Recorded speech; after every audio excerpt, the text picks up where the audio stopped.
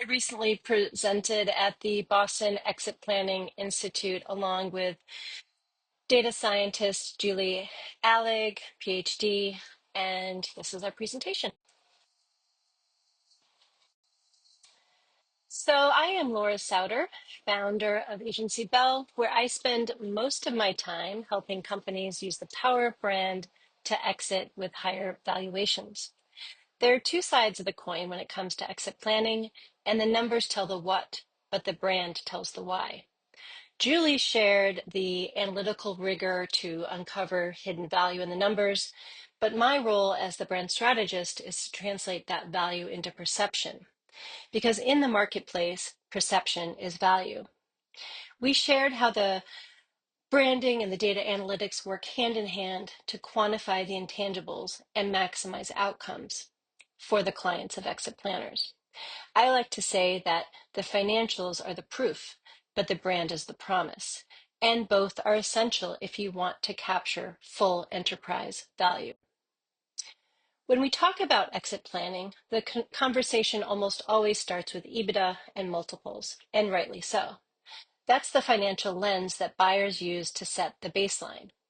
But as you know, multiples aren't fixed. They can be driven up or down. What shifts a company from the bottom of the range to the top isn't just facts, it's perception. Buyers, even the most logical, don't just buy based on financials. They are also buying based on intangibles like reputation and future potential. If the financials say what the business has achieved, brand communicates why it matters and how far it can go. And the data backs this up. Strong brands command 20 to 30% valuation premiums, and companies with high brand equity are more likely to be acquired at higher multiples. Yet in many exit planning conversation, brand is an afterthought, a logo, a website, maybe a brochure refresh. The truth is, brand is an intangible asset that buyers measure. When it's strong, it expands the buyer pool and lifts the multiple. When it's weak, the offer reflects that as well. Brand equity is a driver of value for 4 reasons. Positioning. It answers the question, why buy from this company? Differentiation. It tells customers, why us instead of all the others who do the same thing? Connection. It emotionally bonds with the company's best customers. And confidence.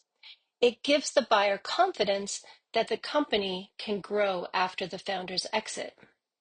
Now, here's a dynamic I will guess that you can see again and again. A successful business is built on the back of the owner. The reputation is tied to them personally and possibly even to their own name. And that's fine while the founder is in the business, but isn't that a red flag for the buyers? Doesn't it beg the question, what happens when the name on the door leaves? Building a brand beyond the founder is part of proving that a business can stand on its own, that its future and growth are not dependent on one person. Let's take some lessons from the big guys. MasterCard is a great example of how a brand refresh is strategic. Before 2016, the logo had that familiar overlapping circle of MasterCard on top of it. Just before its major global expansion and the acquisitions, they changed it to what you see here. Why does this matter? Because MasterCard was signaling that they were up to something bigger, that they were more than just a plastic card in your wallet, but that they included mobile, digital, e-commerce, and global partnerships. The takeaway here is this. Preparing for a transition is about aligning the brand with the company's future, so customers, partners, and investors can clearly see what the company is doing and where they're headed. Often, companies are named after the founder. Andersen Consulting was originally named Arthur E. Andersen. They knew that they couldn't carry their old name into the future. Ahead of their IPO, they rebranded as Accenture, short for Ascent on the Future. It was forward-looking, global, and unburdened by old baggage. The key lesson is sometimes a rebrand isn't about evolution, it's about growth beyond the founder. Accenture showed how a new identity can protect enterprise value and even unlock new growth opportunities. You've probably heard of this company. Founded in 1964, Blue Ribbon Sports was a distributor for Japanese running shoes. But by 1971, they had grand ambitions and they needed a brand that matched that vision. This was more than a name change. Nike wasn't selling just shoes anymore. They were selling performance, aspiration, and victory. That brand story was critical to the success of their IPO and beyond. The key takeaway? A great name and brand identity can scale bigger than the products that you start with and create equity that drives investor confidence. By 2018, Weight Watchers had a dated brand overly tied to dieting at a time when culture was shifting away from them. With rising competition, they risked being left behind. The rebrand to WW, Wellness That Works, broadened their identity and reframed them into a lifestyle and wellness platform. The key lesson? A strategic refresh can better connect with your most valuable customers, remove barriers, and expand the buyer pool and increase enterprise value. Brand can be a critical asset for small and mid-sized businesses as much as the Fortune 500. A few years ago, I worked with an interior design firm based in Beacon Hill. The owner and founder had a 3-year horizon to exit. Their original brand was founder-centric, with a name that limited their potential. Honestly, it didn't even reflect the caliber of work that they were doing. Over the course of the project, we rebuilt the brand, renaming it as Charles Street Design, creating a strategic identity and positioned them squarely in their most valuable market. The new brand extended the business beyond the founder, promoted the quality of their work, and expressed its future growth potential. The result? When the owner was ready to sell, the company attracted a larger buyer and the owner exited for significantly more than expected. The lesson here is clear. Brand isn't just cosmetic. It is an asset directly impacting transactional outcomes. One of the biggest gaps I see is a lack of brand growth strategy. Many companies are so busy running the day-to-day that they never step back to truly build a brand strategy. Without a roadmap for growth, they're not showing buyers how the business will compete and win in the future. A strong brand strategy signals we know who we are, where we're going, and how we'll stay competitive beyond the founder. So the bottom line here is companies without a brand strategy are leaving value on the table. Inconsistent messaging confuses potential customers and sows doubt. Consistent messaging reinforces that a company's key selling proposition and it has a reason to buy. This often comes from the same root cause that we just talked about, a lack of strategy. If you don't know what you stand for, every email, pitch, or social media post ends up sounding differently. In some of the companies I've worked for, every executive describes the business in totally different ways.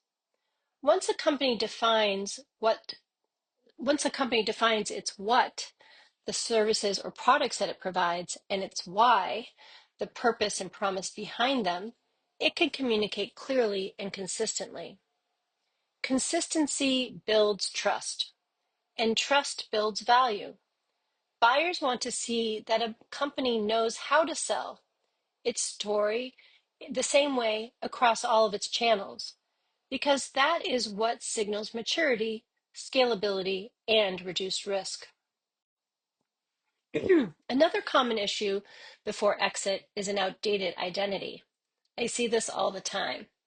logos that look like they were designed 30 or 40 years ago, sometimes with an anniversary swoosh or tagline that has not been updated in decades. The problem isn't that nostalgia doesn't sell, it's that the identity no longer connects with customers and doesn't match the current or future value proposition of the company. Buyers do notice this, and they notice it immediately. Even if the operations and the financials are strong, a dated logo or brand creates doubt. Is this company modern enough to grow? An up-to-date brand identity signals relevance. It tells the market, we're not just surviving, we're built for the future. The takeaway here is an outdated identity drags down valuation, while a strategically refreshed identity builds buyer confidence. Today, the digital footprint is the storefront. For many companies, it's the first and often the only place that a potential customer or buyer will look. Prospective customers don't evaluate a company only on the work that they've delivered. They evaluate them on what they see first: a website, a social media post, or maybe an online review. If those don't inspire confidence, they move on. Buyers think the same way. A weak or absent digital presence suggests a business is not keeping pace and isn't thinking about how to connect with their future customers.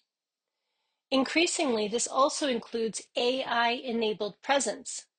Prospects expect relevant search results, personalized recommendations, and up-to-date content. If your company isn't digital and AI active, you are invisible to a huge part of your audience. So the bottom line here is a weak digital presence depresses valuation. A strong one signals relevance, scalability, and future growth. Let me walk you through 6 simple, actionable steps that you can take with your clients. Concrete moves that can influence exit outcomes. Step 1, almost anyone can do this: a brand audit. Take an honest look at how the company shows up, from their website and logo to their messaging and customer reviews. Ask yourself, would a buyer see consistency and confidence, or a patchwork of outdated signals? Step 2, ask yourself, are there clarifying differentiators? Can the company clearly articulate why customers choose them? If they can't, then neither will the buyer. Step 3, see if they have aligned their messaging with future growth. Too often, companies talk about what they've done in the past. Buyers want to see how the business is positioned for the next 3 to 5 years. Assess their marketing in step 4. Are they online? Are they promoting themselves in social media? Does their website work for them? And 5, make sure that they're protecting their brand assets. Make sure that their IP, trademarks, logos, taglines are all buttoned up. This really does add value. And step 6, engage key employees into the brand story. Leadership aligned with the brand tend to stay longer and perform better. It's another tool to help the buyers see success after the founder exits. So these are simple, easy ways to bring intrinsic value of the brand to your clients. I will close by bringing it back to the whole point of being an exit planner: improving the outcomes for your clients. Brand is a measurable intangible. It's a driver of multiples, a way to expand the buyer pool, and a signal of business that can thrive beyond the founder. Strong branding reduces risks, builds confidence, and positions companies at the top of the valuation range. Branding is not cosmetic, it is strategic. For higher multiples, don't just advise on the numbers. Embed branding into all of your client engagements. Thank you so much.